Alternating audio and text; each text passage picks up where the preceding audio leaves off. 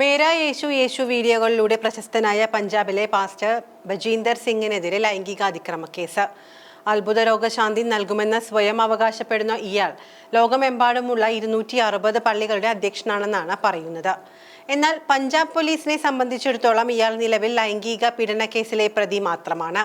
ഇതുവരെ കീഴടങ്ങാത്ത ഇയാൾ പറയുന്നത് തനിക്കെതിരെയുള്ള ഗൂഢാലോചനയുടെ ഭാഗമാണ് ഈ കേസ് എന്നാണ്. കഴിഞ്ഞ ഫെബ്രുവരി 28-നാണ് 42-കാരനായ സിംഗിനെതിരെ കപൂർത്തല സിറ്റി പോലീസ് സ്റ്റേഷനിൽ കേസ് രജിസ്റ്റർ ചെയ്തത്. 22-കാരിയുടെ പരാതിയിലാണ് കേസെടുത്തത്.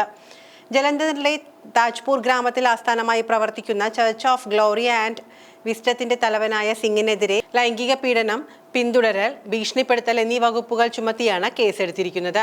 16-17 വയസ്സുള്ളപ്പോഴാണ് താൻ ആദ്യമായി ഇദ്ദേഹത്തിന്റെ പള്ളിയിൽ പോകാൻ തുടങ്ങിയതെന്നും വർഷങ്ങളായി ലൈംഗികമായി പീഡിപ്പിക്കപ്പെട്ടിരുന്നുവെന്നും യുവതിയുടെ പരാതിയിൽ പറയുന്നു. യുവതിയുടെ മൊബൈൽ നമ്പർ വാങ്ങി പാസ്റ്റർ മെസ്സേജുകൾ അയക്കുകയും പതിവായിരുന്നു. ഇക്കാര്യത്തെക്കുറിച്ച് മാതാപിതാക്കളോട് പറയാൻ യുവതിക്ക് ഭയമായിരുന്നു. ഞായറാഴ്ചകളിൽ യുവതിയെ പള്ളിയിലെ ക്യാബിനിൽ ഒറ്റയ്ക്ക് വിളിച്ചു വരുത്തി കെട്ടിപ്പിടിക്കുകയും സ്പർശിക്കുകയും ചെയ്തിരുന്നതായി പരാതിക്കാരി പോലീസിൽ നൽകിയ മൊഴിയിൽ പറയുന്നു. ഹരിയാനയിലെ യമുന നഗറിലെ ഒരു ഹിന്ദു ജാട്ട് കുടുംബത്തിലാണ് സിംഗ് ജനിച്ചത്. ഏകദേശം 15 വർഷം മുൻപ് നടന്ന ഒരു കൊലപാതക കേസിൽ ജയിലിലായിരിക്കെ അദ്ദേഹം ക്രിസ്തുമതം സ്വീകരിച്ചു. 2012-ൽ ജയിൽ മോചിതനായ ശേഷം അദ്ദേഹം താജ്പൂർ പള്ളി സ്ഥാപിക്കുന്നതിന് മുൻപ് മൊഹാലിയിൽ പ്രസംഗങ്ങൾ നടത്തി സുവിശേഷ പ്രാസംഗികനായി. താജ്പൂർ ചർച്ചിന് ഇപ്പോൾ പഞ്ചാബിൽ 23 ശാഖകളുണ്ടെന്നും കാനഡ, ദുബായ്, UK എന്നീ സ്ഥലങ്ങൾ ഉൾപ്പെടെ ഇന്ത്യക്ക് പുറത്ത് നിരവധി ശാഖകളുണ്ടെന്നും അന്താരാഷ്ട്ര മാധ്യമങ്ങൾ റിപ്പോർട്ട് ചെയ്യുന്നു. പ്രവാചകനാണെന്ന് സ്വയം വിശേഷിപ്പിക്കുന്ന ബജീന്ദർ സിംഗിനെ പാപ്പ എന്നാണ് അനുയായികൾ വിളിക്കുന്നത്. സോഷ്യൽ മീഡിയയിൽ അദ്ദേഹത്തിന് വലിയ ആരാധക വൃന്ദവുമുണ്ട്. അദ്ദേഹത്തിന്റെ വീഡിയോകൾ യൂട്യൂബ് ഷോർട്സിലും ഇൻസ്റ്റഗ്രാമിലും റീലുകളിലും വ്യാപകമാണ്. അദ്ദേഹത്തിന്റെ പ്രാർത്ഥനാ യോഗങ്ങളിൽ പലപ്പോഴും വേദിയിൽ അത്ഭുതങ്ങൾ കാണിക്കാറുണ്ടെന്നാണ് ഭക്തർ അവകാശപ്പെടുന്നത്. 3.74 ദശലക്ഷം സബ്സ്ക്രൈബർമാരുള്ള യൂട്യൂബ് ചാനലും ഇയാൾക്കുണ്ട്. മേരാ യേശു യേശു എന്ന ഗാനം ആലപിക്കുന്ന അദ്ദേഹത്തിന്റെ നിരവധി വീഡിയോകൾ സമൂഹ മാധ്യമങ്ങളിൽ വൈറലാണ്. HIV പോലുള്ള മാരക രോഗങ്ങൾ സുഖപ്പെടുത്തിയതായി സിംഗ് അവകാശപ്പെടുന്നു. കൂടാതെ ഉമയായവർ സംസാരിച്ചതായും പറയുന്നു.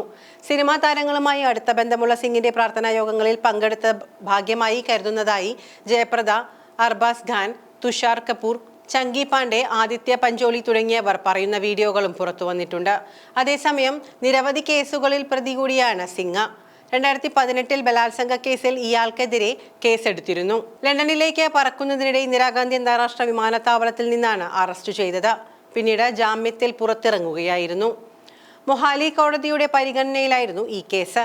അടുത്തിടെ അദ്ദേഹത്തിനെതിരെ വാറണ്ട് പുറപ്പെടുവിച്ചിരുന്നു. 2021-ൽ ഒരു ആൺകുട്ടിയെ അന്ധവിശ്വാസ പ്രവർത്തനങ്ങളിൽ പങ്കെടുപ്പിച്ചുവെന്നാരോപിച്ച് ദേശീയ ബാലാവകാശ കമ്മീഷൻ സിംഗിനെതിരെ രംഗത്തെത്തിയിരുന്നു.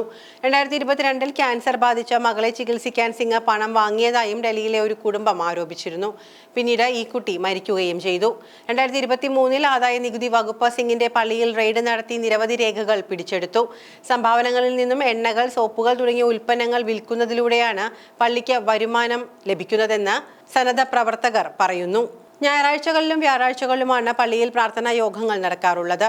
രോഗശാന്തി തേടി ആയിരങ്ങളാണ് ഇവിടെ എത്തുന്നത്.